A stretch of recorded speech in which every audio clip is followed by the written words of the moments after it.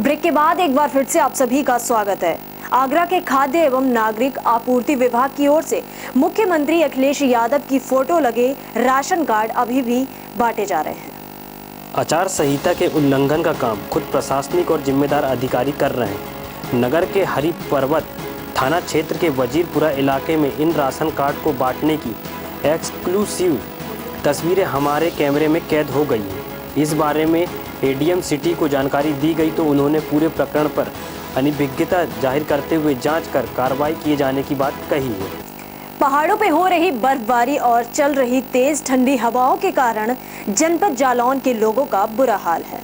आसमान से सूरज भी लोगों को राहत नहीं दे पा रहा है। सर्द लहर के चलते जनजीवन अस्त व्यस्त है। आपको बता दें कि यूपी के ईस्ट जोन के जनपद जालौन में सर्दी व शीत लहरों ने जब से पैर जमाए हैं, जब से जनमानस की दैनिक कार्यों और क्रियाओं पर काफ़ी असर देखने को मिल रहा है। शीतलहर के चलते लोगों के हाथ पैर सुन पड़ रहे हैं, जिससे कि खुद के कार्यों में अड़चन पैदा हो रही है। यहाँ तक कि सर्दी के चलते छोटे बच्चों को ध्यान में रखते हुए कक्षा 1 से 8 तक के सभी विद्यालय बंद का भी फरमान प्रशासन द्वारा दे दिया गया है। आपका नाम क्या है? हमारा नाम राम द्विवेदी। अच्छा, क्या आप यहाँ टहलने आते हैं? जी सर, हम यहाँ पर टहलने आते हैं। कैसी सर्दी में महसूस हो रही है? सर्दी तो काफ़ी है, बस कोहरा से जो निजात पाई गई है वो तो है, लेकिन जो सर्द गलन बढ़ रही है वो दिन प्रतिदिन बढ़ती है।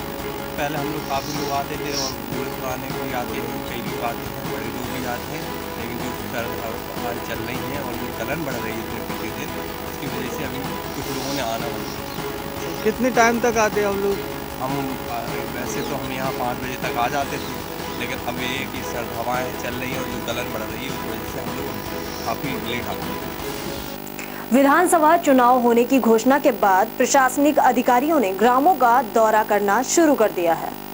जालौन में झांसी मंडल के कमिश्नर के राम मोहन राव और डीआईजी सरस सचान ने शनिवार को कोच तहसील के पिंडारी इगुई कला सहित आधा दर्जन से अधिक गांव में जाकर वहां के ग्रामीणों के साथ चौपाल लगाई, जहां उन्हें चुनाव के बारे में जानकारी दी और मतदान के प्रति जागरूक किया, जिससे मतदाता 23 फरवरी को मतदान केंद्र पर जाकर निष्पक्ष और भयमुक्त होकर वोट डाल सके। कमिश्नर और डीआईजी ने ग्रामीणों के साथ चौपाल लगाते हुए कहा कि अगर गांव में कोई भी प्रत्याशी उन्हें रुपए या शराब का प्रलोभन देता है तो इसकी जानकारी जिलाधिकारी से लेकर सभी पुलिस अधिकारियों को दे, जिससे उसके खिलाफ कार्रवाई की जा सके।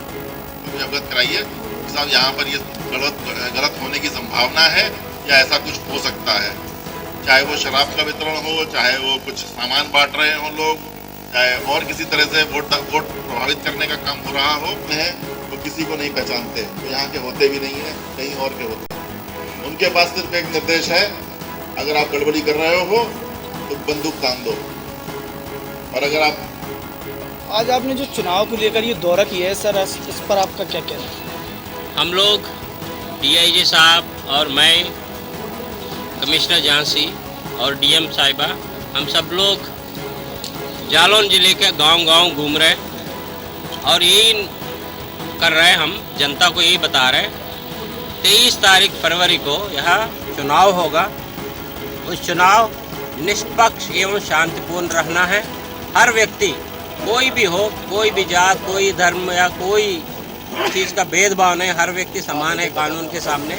जाए अपना वोट डाले। कोई भी व्यक्ति परेशान करेगा या कोई प्रलोभन करेगा, ये कानूनन अपराध है। उस व्यक्ति के खिलाफ शक्ति से कार्रवाई किया जाएगा। इसलिए हम गांव में जाके प्रचार करें। गांव वाले कभी कोई भी परेशान कर रहे हैं उनको या धमका रहे, डरा रहे, तुरंत 100 नंबर पर फ़ोन कर ले, समझ डीएम साहब को हमें सूचित करें। यही चीज़ को लेके हम प्रचार प्रसार मतलब जाके गांव-गांव में प्रचार कर रहे हैं। हम लोग निष्पक्ष होकर शांतिपूर्ण रूप से अपना वोट डालें। सर, जो अति संवेदनशील क्षेत्र है उसमें सर क्या आपने कोई विशेष जानकारी दी है? अति संवेदनशील गांव में हम लोग जो मान लीजिए कोई गड़बड़ करने वाले उनको चिन्हित कर रहे हैं, उनको निरोधात्मक कार्रवाई कर रहे हैं और सभी चीज़ों का वीडियोग्राफी किया जा रहा है। इलेक्शन कमीशन द्वारा निर्देश है, कोई भी गड़बड़ करेंगे इलेक्शन के दिन अपना वोट डाले, अपने घर में जाके शांतिपूर्ण बैठे। उस समय उस दिन पूरा वीडियोग्राफी, कोई भी गड़बड़ करेगा उनके विरुद्ध कार्रवाई। धन्यवाद। विधानसभा चुनाव की नामांकन प्रक्रिया शुरू होने से पहले जिलाधिकारी संदीप कौर और एसपी राकेश सिंह ने पुलिस कर्मियों के साथ मिलकर फ्लैग मार्च निकाला। रविवार को जालौन के उर्रई मुख्यालय के सनातन इंटर कॉलेज से यह फ्लैग मार्च निकाला गया, जो इलाहाबाद बैंक माहिल तालाब से लेकर शहीद भगत सिंह चौराहा होते हुए टाउन हॉल पहुंचा। पुलिस की सायरन व अर्धसैनिक बल को देख नगर में शांति छा गई। जो भी जहां खड़ा हुआ वहीं रुक गया। इस फ्लैग मार्च से अपराधियों में दहशत बनी हुई है। फ्लैग मार्च निकालने के बाद जिलाधिकारी संदीप कौर ने बताया कि फ्लैग मार्च निकालने से अपराधियों में खौफ पैदा करना है, जिससे विधानसभा चुनाव में किसी प्रकार का खलल न पैदा हो सके। अभी एक कंपनी अर्धसैनिक बल को बुला लिया गया है और चुनाव के दौरान और कंपनियां आ जाएंगी। मार्च निकाला गया है, किस तरह से निकाला, क्या कारण? आज हम लोगों ने जनपद जालौन में सनातन महाविद्यालय से फ्लैग मार्च स्टार्ट किया है, जिसमें सीपीएफ के फोर्स है। उसको फ्लैग मार्च को हमने पूरे शहर से निकाल रहे हैं ताकि जो मतदाता है उनमें विश्वास बने और जो एंटी सोशल एलिमेंट है उनमें डर की भावना पैदा हो, ताकि जो चुनाव आने वाले विधानसभा के चुनाव हैं वो शांतिपूर्वक इस जिले में करवा सकें।